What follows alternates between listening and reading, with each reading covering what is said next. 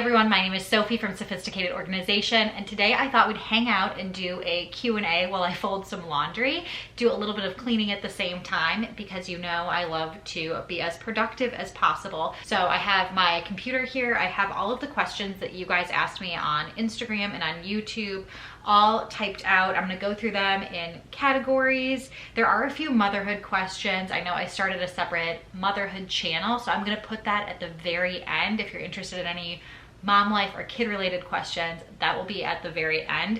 So I wanna start off with some questions that I got about my new job and what I do for a living.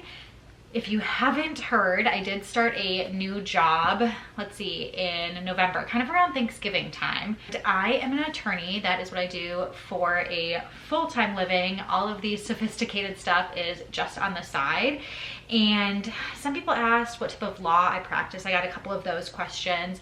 I previously practiced general corporate law and was really focused on mergers and acquisitions.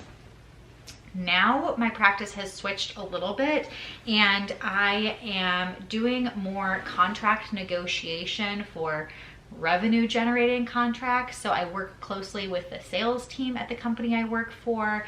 They help bring in the business and I help negotiate those contracts to solidify the new business and the new deals for my company. A lot of what I'm doing is similar to the type of work I was doing previously, still contract focused, but there's a big learning curve and a lot for me to learn right now. So it has been a lot of work so far. Do your new job colleagues know about your sophisticated business and your YouTube channel? If not, would you tell them or keep it to yourself? So my previous job, they all knew about it, and this job, they don't. I haven't mentioned it yet. I did fill out a questionnaire at the beginning of when I started, when it asked things about your personality and what you're into, and I think I said that I really like organizing and didn't say anything else. So at this point, nobody knows. I am not hiding it by any means. Something actually really funny came up while I was on a call. We were working on a document and somebody was trying to tag me in the document, and I was watching them and they tried typing in SOPHI and it tried to autocorrect to sophisticated, and the person said, every time I try and type your name in, it says sophisticated. Isn't that weird? And I just kind of laughed, like, that is really weird because it's on a work computer. I haven't done anything sophisticated related on my work device or ever said anything related to that. So I just thought that was really strange, and I wonder if it was just a weird random fluke or if somehow it's connected, because I think my computer sometimes tries to autocorrect my name as well, but I figured that's because I do sophisticated stuff on my personal computer, not on my work computer. So I thought that was strange, but I do try and keep things separate. I don't want sophisticated to affect my job in any way. So just for the most part, I try and keep it separated a bit. Jim's gonna be really happy because a lot of times I just lay out his clothing, and because we're chatting, I am sitting here and folding his clothing too. So those were the work questions. I also got a bunch of questions about decluttering, probably because we just started the 6-month sophisticated declutter. If you're not following along, even though we've already started, it's not too late to jump in and join now. You can always circle back to the beginning few months. So you can check my Instagram page if you want the full guide of how we're going through the house this year. I also have an ebook, you can check that out on my website. But some people said, how do you get rid of stuff that you declutter? Do you have a system to make it easier? I just filmed a video specifically on what to do after you make the decision to declutter, because I think it can be really hard because there are so many different options. The goal is always just to get it out of your house. I like to try and give back to a different cause that is meaningful to me. Try not to throw things just directly in the garbage. That's not what I mean when I say I'm going to declutter something or get rid of it, or even when I say the phrase throw it away, I don't mean just throw it in the garbage. That's the absolute last resort for me. So stay tuned for a video on that. And I do have a system. It's kind of a hierarchy, so I will explain that in that video. What are the hardest items for me personally to declutter? I struggle a lot with things that still have useful value. So the first week of the declutter, we focused on decluttering cleaning products, and that is a category that's a great example of something that's really difficult for me, because I don't want to get rid of things that I can still use and still have useful value just to get rid of things for the sake of getting rid of things, if that makes sense. Same with cosmetic products. I have a hard time letting go if it's going to be something that I'm going to use. If it's going to be something that I know I'm never going to use, or I dislike the product, I'm okay getting rid of it. But if it has a useful life and I have a lot of those, let's say it's like a bunch of eyeshadows, I should probably not have that many, but I struggle just to get rid of them for the sake of getting rid of them. Expiration dates aside. 2 people asked this.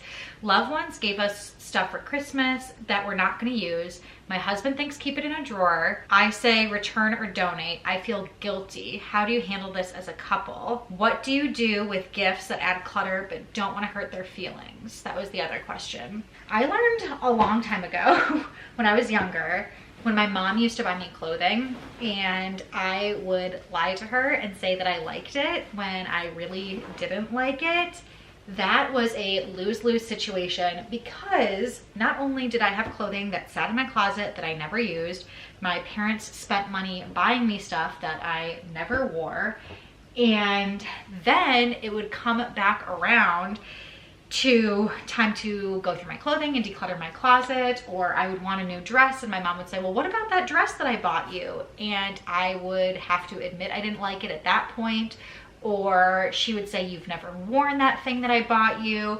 And it was just so much worse than if I would have said it at the beginning and at the outset and said, you know what, Mom, this really isn't my style, or I probably won't use this and I just want to let you know. It can be really difficult to have those conversations if you aren't in the position to have that conversation, or you're not comfortable doing that. You can always hold on to something for a little bit, show that person that it's maybe on display in your home, and then choose to declutter it. People tend to kind of forget about the gifts that they got you. We overthink things a lot of times, and sometimes have the feeling that they're gonna come over to your house and demand that you pull out the crystal bowl that they got you for your wedding, and it just doesn't happen that way. People are gonna forget what they got you.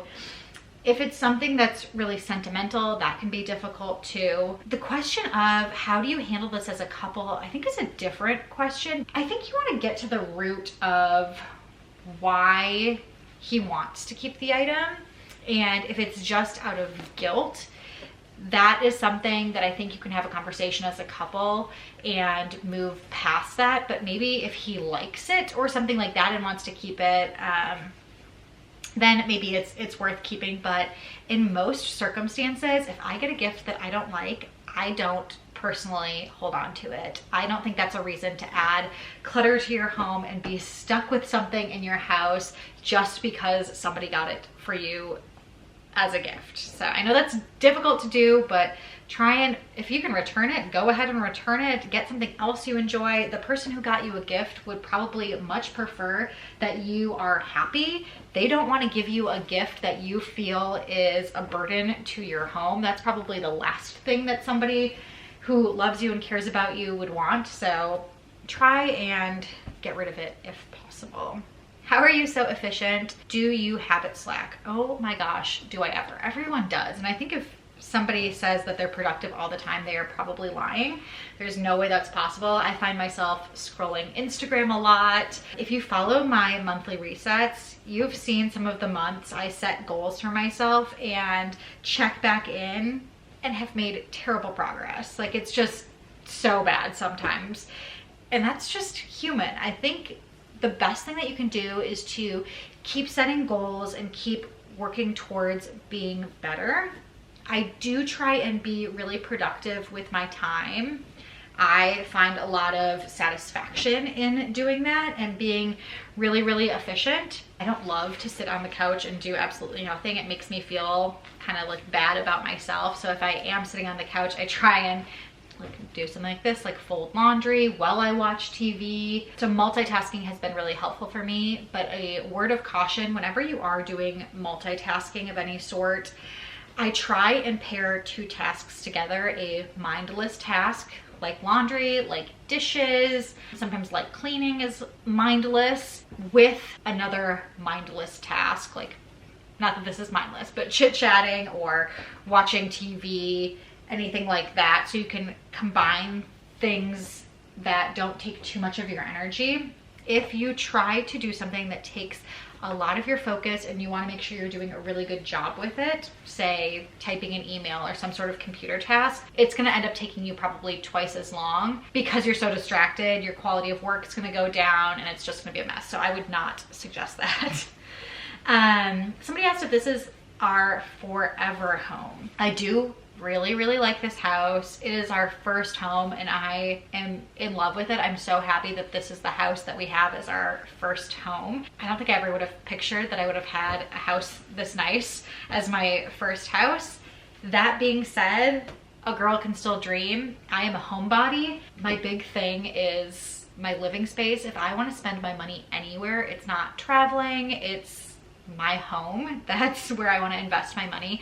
So I do dream about having a different house in the future. So I don't think this is our forever house. If I had my wish and could wave a magic wand, I would probably want to build my own home. But I know that's probably a little bit of a pipe dream. I don't know how long we would stay here. I would think at least for the next few years we're stuck here. We're not going anywhere else. But I guess you never know. Never say never. Somebody asked a specific question about their home. What is the best way to organize two entryways? That's kind of interesting. I guess it depends on what you mean by two entryways. We have a main entryway at our front door and a mudroom that's an entryway from our garage, which I think a lot of people also have. But if you mean something different by two actual entrances for guests to enter your home, that's kind of an interesting, unique circumstance. I would suggest that you come up with a purpose for each entryway if possible. What type of guests are coming through each door or side of the house maybe. If one's more of a formal entryway, you should organize it and decorate it that way. If one is more for casual visitors or family coming through, reflect that in your space as well. So hopefully that answered that question. I have a few more cleaning, random questions and those motherhood questions, but I am going to go put away this laundry and grab another load and be right back. I'm back with another pile of laundry. So I want to pick up where we left off, which I think was talking about, is there a way to tell microfiber cloths apart? Quality or not, same with glass cloths. You want to look at the GSM, that's the grams per square meter. The ones that I sell on my website, they are 400 GSM, which I like for general cleaning purposes. I find that they're not too thick and fluffy and not too thin. The ones that are very thin and have a really low pile, that's gonna be best for glass cleaning. So if you are looking for microfiber cloths, I would get one set for general cleaning and then potentially look at another set for glass cleaning because it helps get more of a streak-free clean on glass if you use a glass specific microfiber cloth. Mine are on my website if you are interested in purchasing mine. I really like them. I like how they don't catch on your fingers, if you know that feeling when you rub your hands against a microfiber cloth and it kind of like pulls at your skin. Mine do not do that if you're weird about microfiber cloths at all. Favorite essential oils. So I sometimes use essential oils if I'm going to make my own cleaners. I will also use essential oils on dryer balls. I have one right here that I pulled out with my laundry. But I will use them on dryer balls to add a little bit of scent because I don't use dryer sheets anymore and I don't use any detergent with scent anymore, so it's a nice way to kind of freshen your clothing a little bit. I try my best to use my diffuser, but oftentimes forget to do that, so I'm really bad about it. I'm not loyal to any specific brands. I've never tried Some of the ones that are sold by individual people, Young Living, or I think like doTERRA. I've never really tried those ones. I like Spa Room. I think I got it at Bed Bath & Beyond a few times. Maybe they have them on Amazon as well. But my favorite scents are typically citrusy scents, especially when it comes to cleaning. So I usually stick towards those scents kind of regardless of the time of year. My favorite planning system or planner, and do I have a digital planner or any digital planner templates that I sell? So I am a paper planner. I love writing stuff down. I do keep a family planner digitally with Jim where we have important like events or appointments that both of us would care about and want to know about. So I know if he's planning on going out of town for a work trip, for example, or I don't know, if like we have a dinner to go to that I'm supposed to be at as well, that will be on our family planner. And then I still tend to write those things down by hand in my paper planner, which is probably a little bit redundant, but I just really enjoy having a physical planner with me. But anything that I might need to have at the tip of my fingers when I'm away from the house, I want to have digitally, because I don't carry my physical planner around with me. My work calendar is also always on my phone and on my computer, so I can see that at a moment's notice, which is helpful. Right before I go to bed, sometimes I think to myself, oh my goodness, what time are my meetings tomorrow and stuff, and I can just check my phone instead of having to run downstairs and check my physical planner. So I have a few favorite physical planner brands. I used to always get Erin Condren planners. Those were my favorite, the Life Planner. I really like Golden Coil. You can customize your own planner and the pages in there, which is nice. I got one from Target this year, a cheaper one, so I will try and find that one and link it in the description box. And then a lot of times when I'm planning just day by day, I feel like I need to have just a quick cheat sheet outside of my big planner. So that's why I started selling planner pads on my website, both daily and weekly planner pads, because sometimes you just gotta break it down, or I wanna write everything out for the day, what I want to do hour by hour, and tear them away, and I don't want to do that every single day, so I don't need a planner that does that for me every day. That's why I like the tearaway pages. And I do have that as a digital download if you are interested in that, but it's not geared towards digital planning like using it on your iPad or anything like that. It's more geared towards you being able to print it out and do it yourself. So if you are interested in a digital planner, let me know, but that's not the way that I personally like to plan usually. What travel luggage and accessories do you use or recommend? I just got some Beis, B-E-I-S luggage and really enjoy it. I got their weekender bag and then their carry-on, and I like it has some organizational systems inside of it, which is really helpful. I will say, regardless of what type of luggage you end up purchasing or what system you like, I always still use packing cubes. I want to get packing cubes that are color coded for the family. I've seen people do that because we are starting to travel a little bit more as a family, and that will be really helpful and handy to separate out everyone's clothing, especially as we go on longer trips and have a checked bag and combine stuff together. Does Owen ever have uncontrollable night terrors? That's kind of an interesting question, because it's hard to know. He's so young, he can't talk. So if he does wake up and cry in the middle of the night, I guess I wouldn't know the reason behind why he was crying. He used to, when he was younger, wake up randomly in the middle of the night and would scream. So honestly, maybe, I don't know. We would just kind of comfort him and help him get back to sleep. But recently he has been sleeping through the night and doesn't really do that anymore. He gets up a little too early for my liking, but other than that, he does sleep through the night. I'm not an expert on this, but I think just going in and trying to hold them and comfort them is probably what I would do. How did you find your nanny?